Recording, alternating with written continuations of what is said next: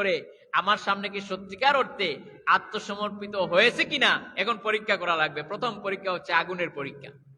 প্রথম পরীক্ষা কি? হযরত ইব্রাহিম আলাইহিস সালামকে আগুনের পরীক্ষায় আল্লাহ রাব্বুল আলামিন ফেলে দিলেন। ইব্রাহিম, তোমাকে আগুনের পরীক্ষা করব। নমরুদ আগুনের মধ্যে ফেলে দিল। এমন সময় আগুনের মধ্যে যখন ফেলে দেওয়া হবে, জিবরাইল বলছেন, ভাই ইব্রাহিম, আমার কাছে সাহায্য করার জন্য সব সামানা আছে, ঠিক কিনা? আমার কাছে ফায়ার সার্ভিস আছে, পানি আছে, আরো অনেক যন্ত্রপাতি আছে, আমার কাছে সাহায্য চাও, আমি তোমাকে এই বিপদ থেকে বাঁচাতে পারি। হযরত ইব্রাহিম আলাইহিস সালাম সাহায্য চাইছেন নাকি? সাহায্য চাইছেন। আমরা হলে তো বলতাম, তাড়াতাড়ি আমারে বাঁচা, ঠিক কিনা? হযরত ইব্রাহিম বলছেন, ভাই জিবরাইল, আমি তোমার কাছে কেন সাহায্য চাইব? আমি তো এমন কোন অন্ধ আল্লাহর ইবাদত করি না, এমন কোন অন্ধ আল্লাহর সামনে তো আমি আত্মসমর্পণ করি নাই যিনি তার এই বান্দা আগুনে জ্বলবে আর সেটা দেখবে না। ও জিবরাইল শুনো, আমার আল্লাহ যদি এই আগুনে ফেলে দিয়া আমারে আমি যদি মারা যাই, শেষ হয়ে যাই, ভস্মীভূত হয়ে যাই, আর আমার আল্লাহ যদি খুশি থাকেন, আমি একবার দুইবার নয়, আমি ইব্রাহিম এই আগুনের মধ্যে 1000 বার পুড়তে রাজি আছি।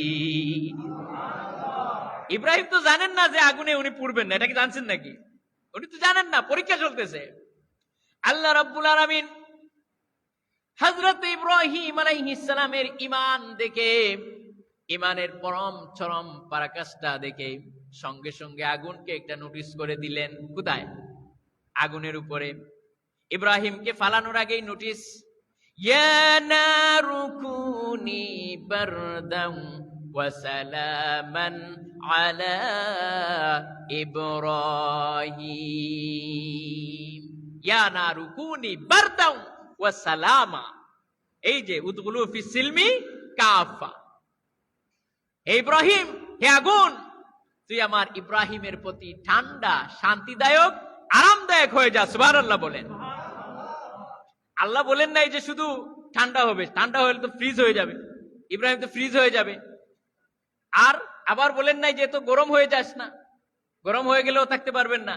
এই জন্য নাতিশীতোষ্ণ, এসি চাললে যেরকম হয়, নাতিশীতোষ্ণ, কারণ বেশি ঠান্ডাও আপনি সহ্য করতে পারবেন না, বেশি ঠান্ডাও সহ্য করা যায় না, জ্বলে কিন্তু পায়ে হাতে। ঠান্ডার দেশে যারা গেছেন, লন্ডন আমেরিকাতে, জ্বলে কিন্তু। আমরা এইরকম পায়জামা নিয়ে লন্ডনে, আর এরকম পায়জামা নিয়ে প্রথম যেদিন আমি গেছিলাম ইংল্যান্ডে, এরকম পায়জামা দিয়ে বের হয়েছিলাম, একদম জ্বলা শুরু করে দেয়। এই জন্য ভিতরে আরেকটা প্যান্ট পরা লাগে, জামা পরা লাগে। তার মানে হচ্ছে ঠান্ডা বেশি হলো, মাঝে মধ্যে এত ঠান্ডা বলতাম, আল্লাহ কিয়ামতের দিন ঠান্ডা আগুনে আমাকে ফেলে দিও না,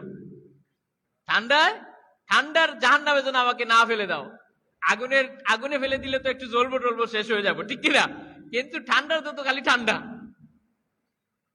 এই জন্য আল্লাহ পাক বলছেন, ইয়া নারু কুনি বারদান ওয়া সালামান আলা ইব্রাহিম, হে আগুন, তুমি ইব্রাহিমের জন্য ঠান্ডা, শান্তিদায়ক, আরামদায়ক হয়ে যা। এবার নমরুদ দেখতেছে আগুন দাউ দাউ করে জ্বলছে, কিন্তু ইব্রাহিম। নমরুদ বলছে, রে আগুন, তোর জ্বালানো শক্তি, দেহ্য শক্তি শেষ হয়ে গেছে নাকি? আমার নমরুদ, আমার দুশমন ইব্রাহিমকে কেন জ্বালাইতে পারিস না? তোর কি জ্বালানো শক্তি শেষ হয়ে গেছে নাকি? আগুন মানুষের মতো ডাক দিয়া বলে, রে নমরুদ, আমার জ্বালানো শক্তি আছে কি নাই, যদি তুই পরীক্ষা করতে চাস, যদি তুই টেস্ট করতে চাস, তুই এসে দেখ। তুই শুদ্ধ তাম দুনিয়া জ্বালায় পুরায় বশীভূত করে দিতে পারি, সারকার করে দিতে পারি, কিন্তু ইব্রাহিমের এক গেসা পশম জ্বালাইতে পারবো না। সুবহানাল্লাহ। কারণ হচ্ছে আমি হচ্ছি মাখলুক, আমার আল্লাহ হচ্ছেন খালিক। আমার খালিক আমাকে অর্ডার করেছেন ইব্রাহিমকে না জ্বালাইতে। সুতরাং তুই নমরুদ 1000 বার চেষ্টা করলো, ইব্রাহিমকে আমি জ্বালাইতে পারবো না। আল্লামা ইকবাল বলছেন, আজ भी हो जो इब्राहिम का ईमान पैदा आकर सिकती है एक अंदाज गुलिस्ता पैदा। আজ যদি কোন নমরুদ, কোন জালিম কোন ইব্রাহিমকে আগুনের মধ্যে ফেলে দেয়, আর সেই ইব্রাহিমের যদি ইব্রাহিম আলাইহিস সালামের ইমানের মতো ইমান থেকে থাকে, তাহলে সেই আগুনকে আজও ফুলের বাগান বানায় দিতে পারেন। সুবহানাল্লাহ। হযরত ইব্রাহিম আলাইহিস সালাম প্রথম পরীক্ষায় পাশ করছেন, কি করেন নাই? উদখুলু ফিস সিলমি কাফা। আপনারা ভুলবেন না কিন্তু।